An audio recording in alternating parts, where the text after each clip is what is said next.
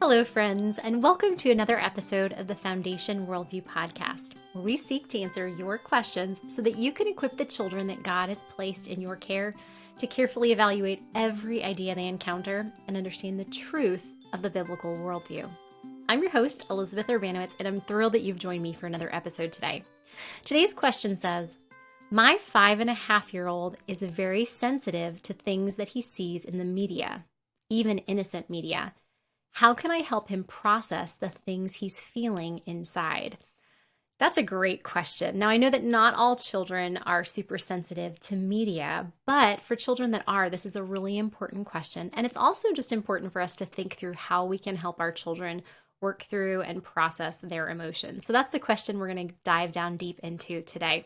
But before we do that, if you have found the content of this podcast beneficial, I would ask that you would consider liking and subscribing to make sure that you never miss a future episode. And also ask that you would consider writing a review and sharing this content with those within your sphere of influence so that we can equip as many Christian adults as possible to get the kids in our care thinking critically and biblically. Also, if you have a question that you would like me to answer on a future Foundation Worldview podcast, you can submit that by going to foundationworldview.com/podcast.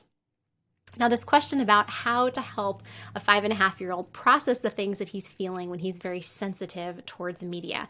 The first thing that I would encourage whoever wrote this question in is just praise God for sensitivity. I know sometimes sensitivity can turn into hypersensitivity or oversensitivity. As with any gift that we've been given, it's been affected by the fall. However, sensitivity in children can be a really good thing because it can very easily be turned into compassion and empathy.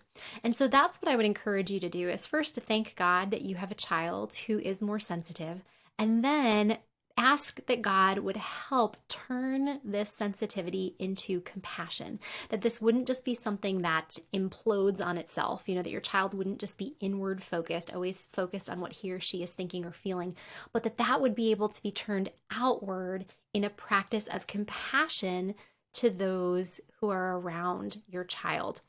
Now, in what to do to help your child process emotions, especially as I think it was a son. Yes, it was a he. So as your son is thinking through these things that he is, sensitive to in the media, the first thing I would encourage you to do is to work on this in a non-emotional time. Don't wait until it comes up in the moment and he's very overwhelmed and sensitive about what he just saw or heard in the media, that this is a time when you want to take it in a non-emotional time to talk about that. And so one thing I would encourage you to do is to give words to his feelings. Now, some children are very naturally verbal and they can express a whole range of what they're feeling verbally.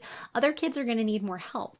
So if your son cannot express what he's feeling, if he doesn't know the difference, or can't express verbally the difference between feeling scared or feeling sad or feeling lonely, one thing that you can do is you can either buy an emotions chart, or you can even just draw one, with different faces on it, and talk through what those emotions are, what the words are that describe each of those emotions, and then talk about what those different feelings mean. Because sometimes when a child is very overwhelmed by something that they see or that they hear, they're not even sure what's going on inside of them. I think back to a situation when I was teaching 3rd grade. I used to show my students some Schoolhouse Rock videos when we were learning grammar. And so when we were learning about the subject and the predicate of a sentence, we watched the Schoolhouse Rock video called Mr. Morton. And it just talks about Mr. Morton walked down the street, Mr. Morton walked, Mr. Morton talked to his cat, Mr. Morton talked. And so, we would just talk through, okay, who's the subject of the sentence? Mr. Morton, what is the predicate? Okay, the predicate is he walked or he talked. And I had a child who went home and was just sobbing for like an hour at night, telling his mom that we watched this horrible video in school. And so she came in the next morning and to talk to me, and she came in with her son, and she was like, I don't know what this Mr. Morton video is that you watched, but my son was just terribly disturbed by it. And I was thinking, oh my goodness, why is he feeling this way? Because it's a very upbeat video. It's a lot of fun.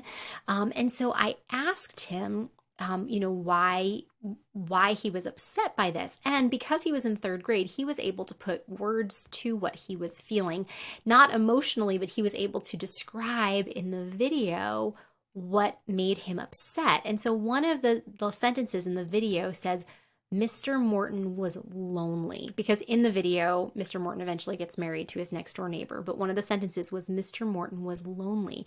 And so he just, burst out in tears and said, Mr. Morton was lonely. And so I said, oh, and I was like, and so how does that make you feel that Mr. Morton was lonely? And he said, it makes me feel sad. And I said, well, why does it make you feel sad? And he said, well, sometimes I feel lonely, and that was able to open up a whole new conversation about why do we feel lonely? Why is it that on this earth sometimes we feel loneliness? What can we do when we feel lonely? Turning to God, turning to his word, turning to a friend who knows and loves us.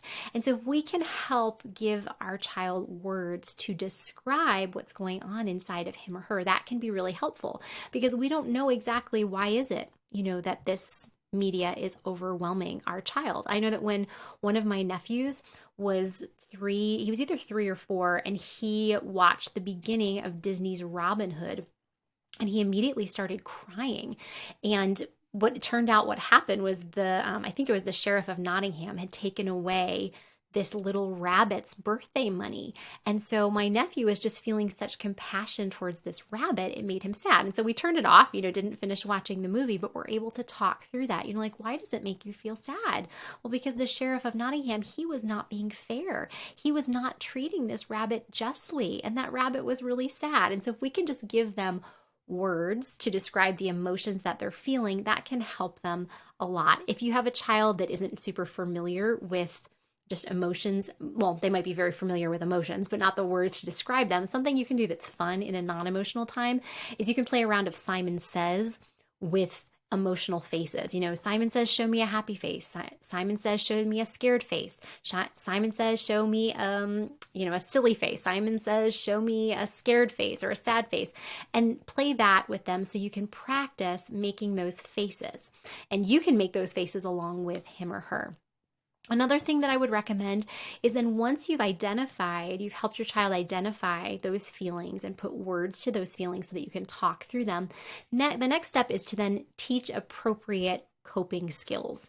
Because, if you're at home just watching a show with your child and he becomes very upset, you can stop the show, but there might be situations where he can't just get up and stop the show. So what are different coping skills that he can take along with him for the different situations he's going to be in? For example, if this child tends, when anything makes him scared in something that he sees in the media, does he, jump up and scream and run out of the room?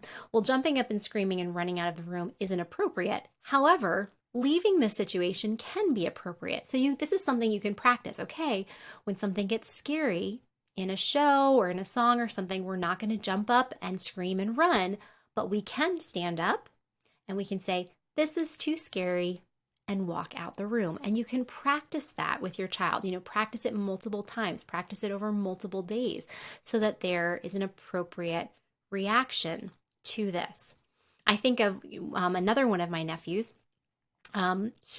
We were going to Disney World several years ago, and we were taking the bus from the airport to the hotel where we were staying at Disney, and there was, some Disney cartoons playing on the bus. However, there was little interspersed commercials for all of the different things that there were at Disney World. And so some of the rides at Disney World, are based off of like Star Wars or Avengers or other movies that are just more intense. And my nephew at the time was 2, and something was playing. And so it was too overwhelming for him. And, we're in the middle of this bus with all these people, and he just starts screaming, too scary, too scary, too scary. And so I just reached over. I was sitting next to him and I said, oh, I know this might be too scary. And I just said, what do you think is something that we can do? Because I wanted to help him think through, what's a coping skill that we can have. And he goes, we can sing a song. And I said, that's a great idea. And so what we did is I said, let's take our eyes off the TV. Let's take our eyes and just look at the seat in front of us. And then we chose a song, and we took a hymn, one of the hymns that was his favorite, and we sang it together quietly on the bus. So just thinking, what are appropriate coping skills for when your child feels overwhelmed?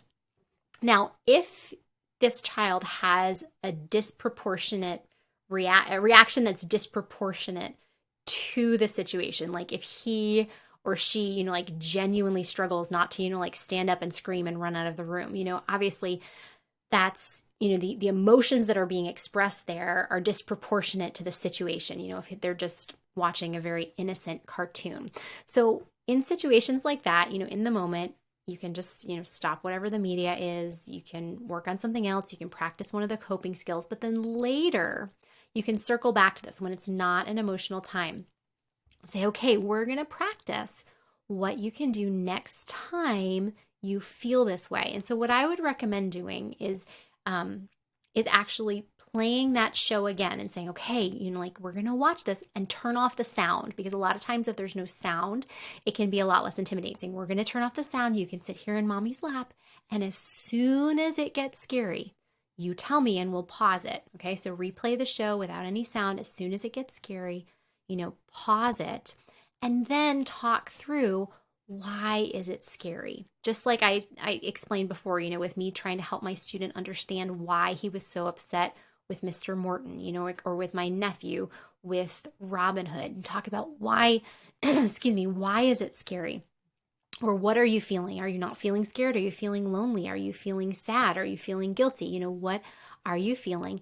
And then after you've discussed that, say, okay, now we're going to point our minds to truth, and then take a Bible verse that you've memorized together and recite that Bible verse, or sing a song that points you back to the truth of who God is, so that you've processed that emotion and then have pointed back to the truth of who God is. So basically in a situation like this, we don't want to cater to our child's every emotion and teach them, that every emotion is pointing them to truth, because not every emotion is pointing them to truth. But what we want to teach them how to do is how to process that emotion in a healthy way.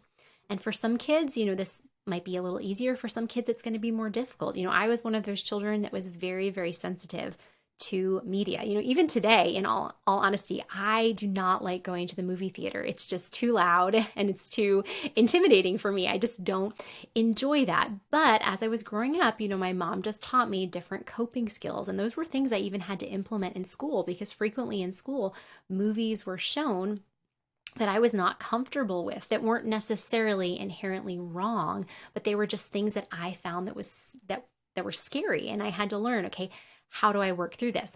Also, I had a very sweet little third grader in my class one year who was also very sensitive to media. And she was one that would have very disproportionate reactions to what was going on, in that she would stick her fingers in her ear and she would start to, kind of do a low scream that would get louder. And eventually she would run out of the classroom, and so that was something we had to work on together. Okay, when you think that something is scary, okay, it's okay to put your fingers in your ears, but what you need to do is you need to come up and you need to tap me on the shoulder and I'll let you go, use the bathroom or go to the library. So just making sure that we're teaching them how to process these emotions well, and what are some coping skills that can help them to have appropriate reactions in these different situations. And again, just want to circle back to what I said in the beginning, that being sensitive like this can very easily turn into compassion for others. So I'd really encourage you to be intentionally praying for the children in your care who are like this, that God would turn that sensitivity into compassion for others, that it wouldn't be this inward focused sensitivity, but it would be an outward focused compassion. And that's something you can actually work on with your child, to say, okay, who's somebody that might be even more scared in this situation, or who's somebody that we can reach out to, rather than just focus on our feelings of being scared. Well, that's a wrap for this episode, but as always, my prayer for you as we leave this time together is that no matter the situation in which you and the children in your care find yourself, you would trust that God is working all things together for your good by using those things to conform you more into the image of His Son. I'll see you next time.